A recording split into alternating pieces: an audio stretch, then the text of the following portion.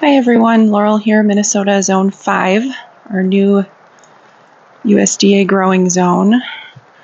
I'm just doing a little early December garden tour. Not too much is changing nowadays.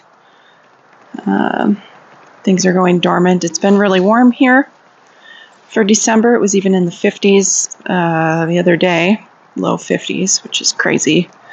I don't really like that kind of weather in December. I'd rather save that until March. I want it to be like in the 20s and snowy. Right now we're getting some sort of mix of snow and rain. I don't know, maybe it's showing up slightly on camera. But it's not really sticking. It might stick a little bit. But it's in the low 30s right now, so it's also kind of warm for it to stick to anything.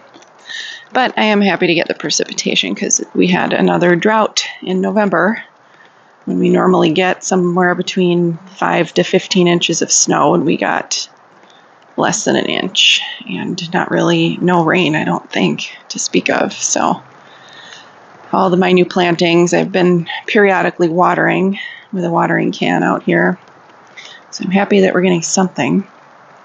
We did get a little surprise snowstorm earlier this week, but it melted once it got into the 40s and 50s. It was only about an inch again. So just thought I'd walk through. I did get a bunch of these shredded leaves down. This is how I overwinter my beds. So a couple inches layer of shredded leaves on top of the garden beds. This is the one I have my garlic planted in. That one has probably the thickest layer of leaves. And then just bare spots over here. These are bags with more shredded leaves in them, which are getting rained on now. They do have kind of holes worn into the bottom, so they will drain. I might move those into the garage for the winter, though, because I don't really want them to deteriorate outside.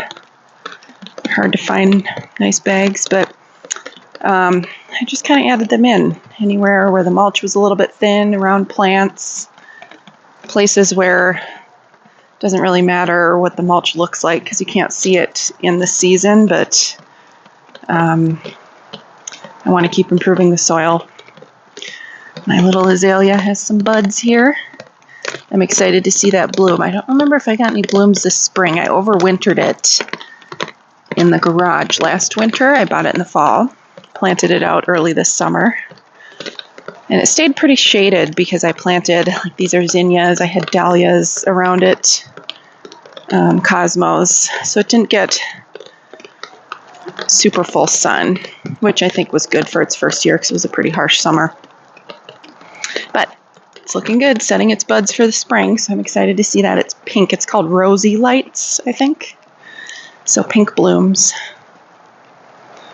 Big pink blooms. I love hydrangeas. That's the nice thing about not getting heavy snow yet, is the hydrangea blooms are still up and looking pretty. Very autumnal on the shrubs here. I like these firelight ones because they're more of a dark amber color versus like the limelight, or this is little lime. They're a little bit more buttery colored, a little more yellowish.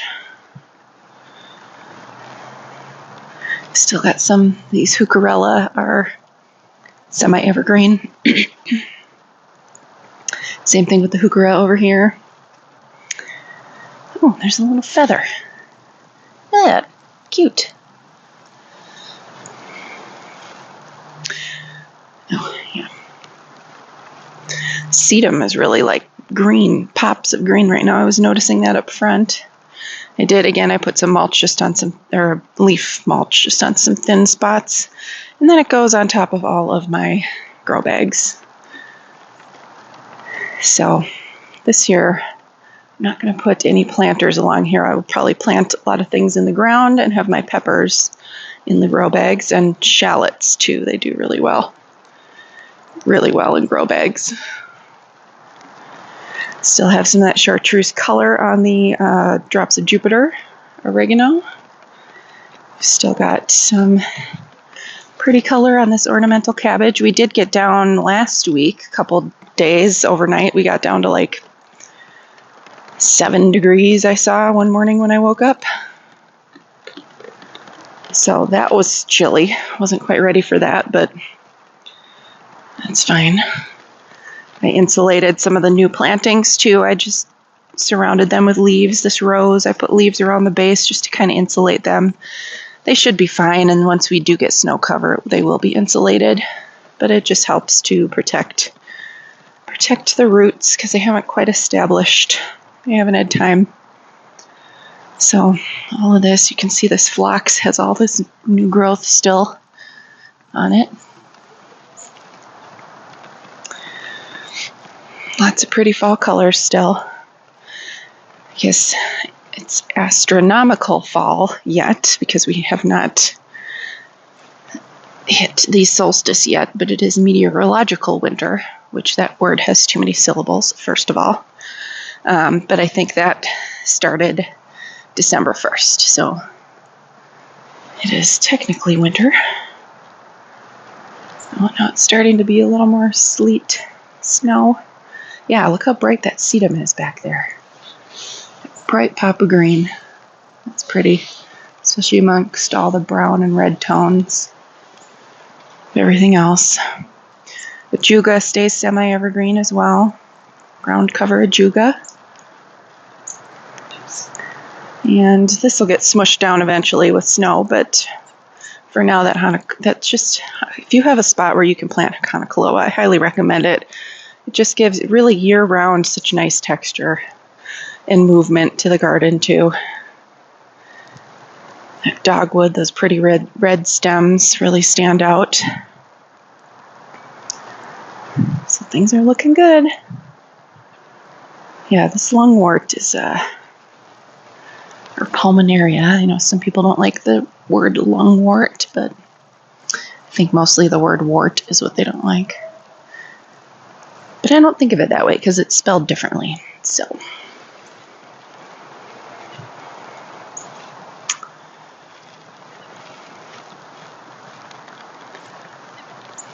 birds are enjoying the feeder. They stay all winter. It's fun to see the cardinals sometimes coming to the feeder. We've got snapdragons are still green. Some of those will be root hardy. I always have a few of them come up every year, come back. They don't survive above the ground, but they'll sprout from their roots. And every now and then they'll self-seed. That's what's all the green back there is the snapdragons, which are not supposed to be hardy in Zone 5. Same thing with the Dusty Miller. That now has been planted here for maybe 3 years. That I planted when that was the front of this garden bed a few years ago. I've since expanded several feet. And I haven't decided. I think I'm going to leave this little sundial ornament here. It's metal. It's meant to be outside. It's just winter here is so harsh, but it's not like concrete where moisture can get into it and crack it. So, and I like it looking kind of weathered, that nice patina. Got the sedum seed heads. I'm excited to see these with snow, a good coating of snow on the ground. And then this will get buried eventually. The little, what's it called? Anna's Magic Ball Arborvitae. You can almost see like these daylilies have some fresh sprouts. Hopefully those will be there in spring. And then the little sprouting green things back there, those are drumstick allium. I have ornamental allium back in there. They always sprout in the spring. The fall. And then they overwinter under the snow and they come up kind of early summer, I guess in June, I think, is when they tend to bloom. Not too many changes over on this side. That grass keeps tipping over, but it's kind of laying on top of a freshly planted perennial, so I'll just leave it there. It'll maybe be a little layer of insulation for the winter. More ajuga underneath here. That ground cover. This is a chinquafoil, I think. Got that on clearance. We've got the tarp protecting the food dish. Every now and then we see the cat comes around asking for food. We'll give her a scoop. But I did see her hunting and catching rodents, so she's surviving. I never saw her kittens, though. She had those in another yard, and I haven't ever seen them if they've been here around our yard. Or if they survived, who knows. This is GM. These always stay a little bit evergreen. I cut back a lot of the dead stuff in the spring, but there's always some fresh growth on them waiting for me. Oh, it looks like somebody was digging around. Burying acorns, perhaps? Naughty. And honeysuckle getting a little more bare. You can see all the leaves that it's dropped here on the ground. We won't rake those up probably till spring, and by then they'll have decomposed a bit. They're not going to cause an issue. Plus, I'm going to kill off more grass in this area, so even if they do damage the grass, I don't really care. More of the sedum. Yeah, whatever leaves were left got completely fried by that 7 degrees night. So 9 bark, crispy leaves. This is the new clearance plant, the phlox that I planted. Still has little green growth underneath. Did clean up hostas and other things around here. I leave that alyssum so that it keeps self-seeding in that area. And it just is sort of a ground cover over the winter. I'll cut that back in the spring. The lamb's ear looks pretty. Nice bright little patch there on the ground. This is a St. John's wort behind it that I bought on clearance a few years ago, overwintered it one winter. Then it kind of had a tough time getting going, but it survived, so maybe this will be its year. And of course the beautiful dogwood. That has really bright branches too. And it looks so pretty up against the arborvitae. I did cut some. I had some evergreen pieces that I cut from my aunt's house. And some, I don't know, just sticks, I guess. Kind of pinkish colored sticks from trimming back the smoke bush tree. And then I cut some of these and made a little planter for my neighbors out front. I mean, I don't really do any Christmas planters myself. You can kind of see that one cabbage there. I did harvest the harvestable heads of cabbage, but that little ornamental one has some pink on it. And I do see the birds eating the seeds from these. Kobold Leatris. Creeping Jenny also looking bright there on the ground. Got the patio cleared off. This is what we do for winter, so that there's enough room to push snow around. Just line up the chairs and the table against the porch, and then I'll move this one eventually. That little sofa table thing, I'll line up that against the side of the porch over there because we need this space for a huge pile of snow. But I want these outdoor, or these, actually I'd probably pull this out here. I would like these perennials to get some more moisture. Rain or natural precipitation is so much better for plants. So it's not nearly cold enough to where they have to go inside, so it's better to keep them outside. Same thing with all these.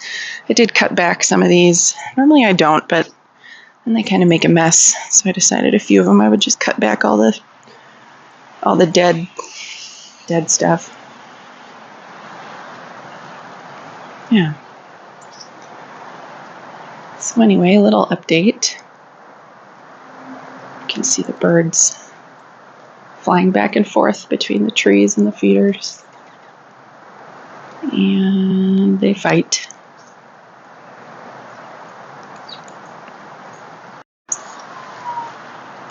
All right, just show you the front yard too. Again, all the bright, that's Angelina sedum. It's really bright color. It gets brighter in cool weather, and the ends kind of turn yellowy orange. It's like that in the spring too. It's more orangey yellow in the spring, then get chartreuse as it warms up. We've got these. Has something been eating that? It's like something's been munching on the sempervivum. Yeah, look at what the heck? Probably bunnies. These get really bright in cold weather too. They're bright red. It's really fun to see that when the snow finally melts in the spring. Somebody's speeding down the road like they're on the freeway. Thanks for that. Going through a neighborhood. Rude. I do leave the leaves in here as well, just sort of as winter mulch insulation. And then in the spring I'll clear them out when I cut back the Russian sage. And I do clear the leaves. I cleared the leaves out of for the most part, out of the rocks over here. Look at that cool moss. I love moss on things. And the smoke bush tree. Very neat. But over on this side, again, not much has changed. I just added a little bit of the shredded leaf mulch to some thin spots, or there are spots where I had pulled out annuals.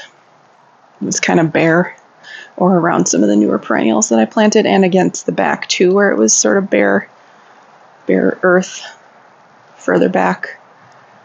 And I'll just leave that, and as I like the pine bark mulch is my favorite because it keeps its brown color a lot longer. And it's more, I don't know what the word is, like it stays in place. So I'll just mulch right over this. And as I plant stuff, you can kind of till it into the soil and it breaks down. It's really good for the soil. So I'm not going to, I'll use free mulch this time of year. And then in the spring and summer, I'll use the expensive mulch. Mostly in the front of the bed, though. I don't do that expensive mulch all the way back. So I'll be excited to see all of this area. This is the newly planted area. I did a whole bunch of heuchera. This is a blue shadow fothergilla, also budding. You can see buds on the ends of the branches there. Budding for the spring. That's like this sort of cool blue-green color. So it'll be a test next year to see if it gets enough shade to stay blue or if that blue coating will burn off. And the barberry here with its red berries. Looks pretty. And the side garden, I did harvest the cabbage, and then I do a really thick coating of shredded leaves in this area. This, because we have such deep eaves on the house, and it's because it's right in between the two houses. It's not a very wide space. This barely even gets any snow in the wintertime. I mean, unless the snow is like really ingling sort of that direction. This stays pretty dry all winter, all summer. It doesn't get a lot of precipitation at all. You can see the little drip soaker hose that I have sort of running the length and back. And I'll use that especially when things are looking dry, but I plant things here that can handle drought, because I also don't want to be watering right next to the foundation, because that's no good. There's that pretty pink cabbage. This one looks like a big head, but it's deceptive. It's actually, well, I suppose I could cut it. It's pretty small, just kind of poofy. And these are foxgloves that, again, I'm trying to establish a little colony of foxgloves over here, and hollyhocks. So I just the seed heads look kind of cool. That's a neat texture. So I just let them seed. And in the spring, I'll have to get into the window wells and pull out all those weeds. Fun stuff. Garden chores. So, I guess that's that. Not too different from my last garden tour, but there you go. And I still have this carex or sedge or whatever it is up in here. Kind of is wind swept. You can see which way the wind blows. But the direction it's facing. It's like a comb over, a grass comb over. I thought about putting dogwood or something in this planter, but yeah, maybe if I feel like it, see if I do anything. So yeah, I guess that's it. Thank you so much for watching. Have a great day, and please subscribe. It's snowing a bit harder now. Lots of birds.